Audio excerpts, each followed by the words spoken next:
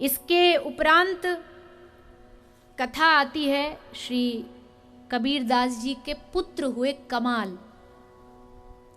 इन कमाल को भी कबीरदास जी ने राम नाम के प्रताप से जीवित किया है।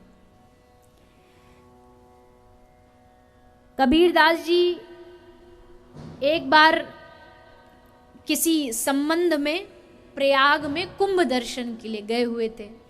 वहां पर सिकंदर लोधी एक मुसलमान फकीर के साथ आया हुआ था। तो सिकंदर लोधी का मिलन हुआ, कबीरदास जी से दोनों मिले। अब जो उनके साथ जो फकीर शेखत जो आया था, उसको कबीरदास जी का कोई चमत्कार देखना था। तो क्या हुआ कि जो गंगा का स्नान है, त्रिवेणी स्नान करने के उपरांत निकल गए सिकंदर लोधी और कबीरदास जी गंगा से बाहर आए, तभी एक शव पानी में बहता हुआ आ रहा था।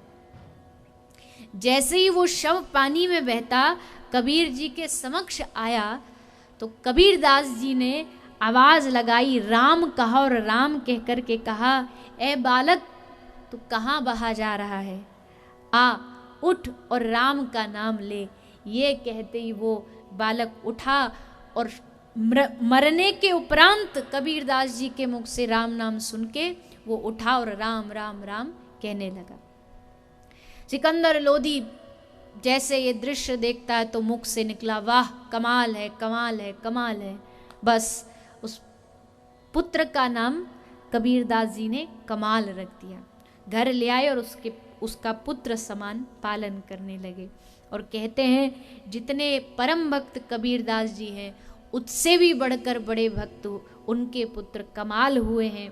कोड़ी ते हीरा भयो, हीरा ते भयो लाल, आधे भक्त कबीर थे, पूरे भक्त कमाल। ऐसी परम भक्ति कमाल ने पाई। एक पुत्री भी थी कमाली, वो भी ऐसे ही प्राप्त हुई। एक राजा की बेटी मर गई थी, उसको सूचना मिली कि कबीरदास जी मरे हुए को जीवित कर देते हैं। कबीर को बुलाया गया। उस पुत्री को कबीर ने कहा, बेटी उठ, तेरा पिता राजा तुझे बुला रहा है। वो नहीं उठी। फिर कहा, उठ बेटी, तेरा पिता कबीर तुझे बुला रहा है। ये सुनते ही वो उठ गई। और फिर जब समय आया तो कबीरदास जी के साथ उन्हीं को पिता समान मान के कमाली रहने लगी।